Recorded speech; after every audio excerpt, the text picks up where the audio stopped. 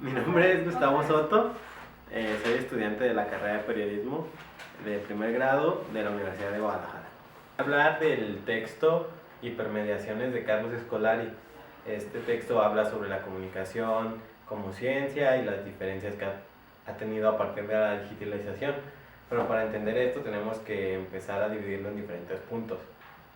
El primero de ellos es la clasificación de la comunicación en diferentes partes. En primer lugar, a partir de su origen disciplinario, como puede ser psicología, sociología, antropología. En segundo lugar, de sus sistemas explicativos, ya sean cognitivos o etcétera. La siguiente división sería la de organización, ya sea intrapersonal, grupal, institucional o masiva. Otra división es a partir de las premisas epistemológicas, que puede ser desde la empírica o la crítica. Y la última división es la concepción implícita que se tiene en la práctica comunicacional, que puede ser la retórica o la semiótica, entre otras. Todas estas divisiones fueron confrontadas por diferentes científicos y se las llamó paradigmas. Estos paradigmas los voy a explicar a continuación, ya que son muchos. El primero de ellos es el de la teoría de la información de Shannon y Weber.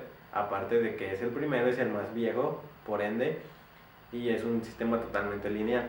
El que sigue es el paradigma crítico de la escuela de Frankfurt, que se dedicaba a criticar las diferentes escuelas ya establecidas, sobre todo del sistema capitalista. Y otro de los paradigmas es el paradigma analítico, que es totalmente lo contrario al paradigma crítico, es el otro lado de la moneda.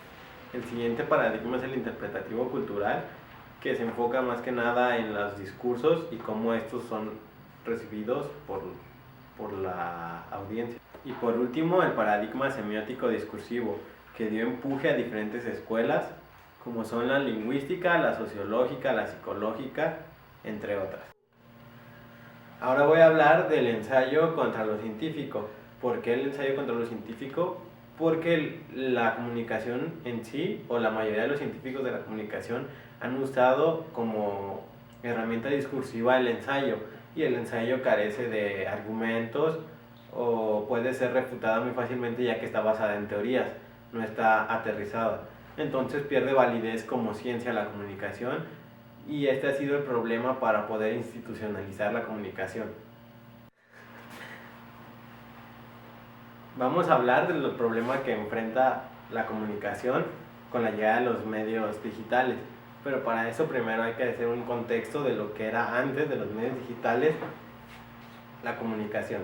La comunicación se basaba en explicar lo que era el mensaje, el receptor, mensaje y emisor solamente.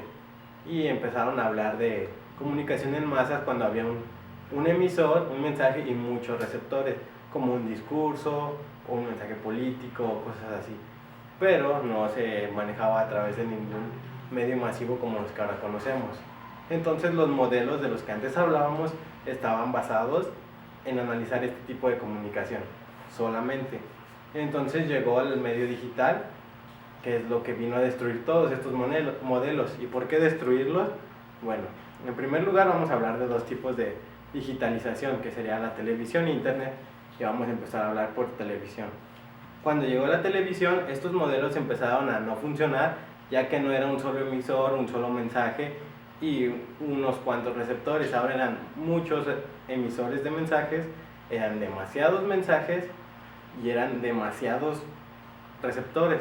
Entonces todo esto cambió y no pueden ser aplicados los modelos antes mencionados para esta comunicación.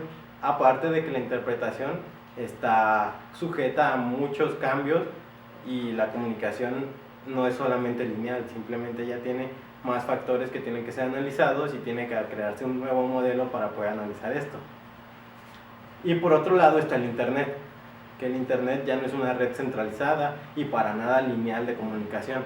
Entonces los sistemas antes creados son totalmente lineales, que ya habíamos explicado los que tienen receptor, mensaje, emisor solamente, y en este caso vienen 1000 factores incluidos. Bueno, 1000 es algo exagerado, pero son muchos factores los que influyen en esta comunicación. Entonces todos los modelos anteriormente mencionados son obsoletos para la comunicación digital, y es un problema que la comunicación como ciencia está enfrentando en este momento, ya que no hay un modelo que pueda explicar la comunicación o el modelo de comunicación que se está teniendo en la actualidad con los medios digitales. Se dice que la comunicación es transdisciplinar, ya que, no, como mencionamos antes, no está basada en ninguna escuela o no se puede decir que está institucionalizada.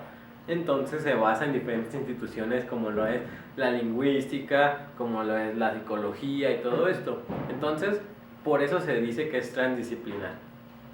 En mi opinión, el problema que está pasando la comunicación actualmente es demasiado grave, ya que no se ha podido institucionalizar, aunque se haya tratado de hacer hace muchísimos años.